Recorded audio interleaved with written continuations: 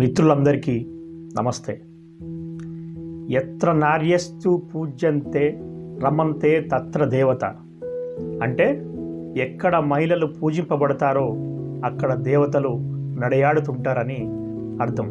జనవరి 20, 2025 నాడు ఆర్జీకర్ హాస్పిటల్లో పనిచేస్తున్నటువంటి జూనియర్ డాక్టర్ను దారుణంగా రేప్ చేసి హింసించి చంపినటువంటి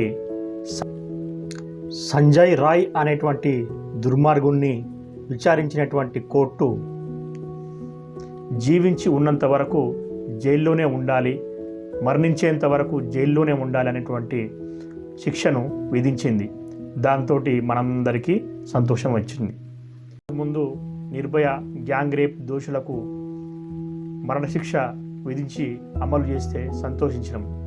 ఆ తర్వాత మన హైదరాబాద్లోనే దిశను రేప్ చేసి దారుణంగా చంపిన నిందితులను ఎన్కౌంటర్ చేస్తే సంతోషించాం. ఎప్పటికప్పుడు ఏదో ఒక ప్రాంతంలో ఎక్కడో ఒక చోట శిక్ష విధిస్తే మనం సంతోషించడం జరుగుతుంది. నిజానికి మన దేశంలో ఇంతవరకే జరుగుతున్నాయా రేపులు, మర్డర్లు అంటే? మన దేశంలో కేంద్ర ప్రభుత్వం ఆధ్వర్యంలో ఉండేటువంటి నేషనల్ క్రైమ్ రికార్డ్స్ బ్యూరో అనేటువంటి సంస్థ వెల్లడించే అధికారిక లెక్కలు చూస్తే మన మహిళలు ఎంత దారుణ పరిస్థితుల్లో ఉన్నారనేది అర్థమవుతుంది. ఒకసారి ఆ వివరాలను చూద్దాం.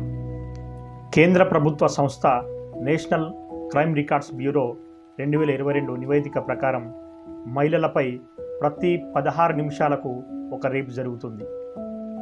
ఈ నివేదిక ప్రకారం మన దేశంలో అత్యధికంగా ఎక్కడ రేప్స్ అండ్ మర్డర్స్ జరుగుతున్నాయో ఒకసారి చూద్దాం. అట్లాగే మన తెలుగు రాష్ట్రాల్లో కూడా ఏ విధంగా ఉంది ఈ నివేదిక ప్రకారం అనేది చూద్దాం. నేషనల్ క్రైమ్ రికార్డ్స్ బ్యూరో 2022 నివేదిక ప్రకారం అత్యధిక రేప్ కేసెస్ రాజస్థాన్లో జరిగినవి ఎంత అంటే 5,399.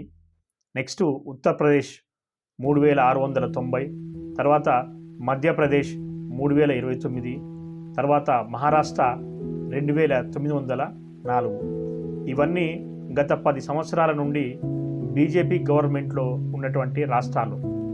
అదేవిధంగా తెలంగాణలో 814, ఆంధ్రప్రదేశ్లో 621 రేప్ కేసెస్ అధికారికంగా నమోదైనవి. ఇవి కేవలం అధికారికంగా నమోదైనటువంటి కేసులు. అనధికారికంగా ఇంతకు రెట్టింపు కేసులు పోలీస్ స్టేషన్ల వద్దకు రాకుండా ఉన్నటువంటి కేసులు చాలా ఉంటాయి.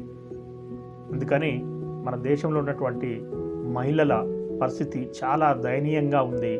ముందు ఏదైతే శ్లోకం చెప్పినో ఆ శ్లోకానికి పూర్తి విరుద్ధమైనటువంటి పరిస్థితులు మన దగ్గర ఉన్నాయి.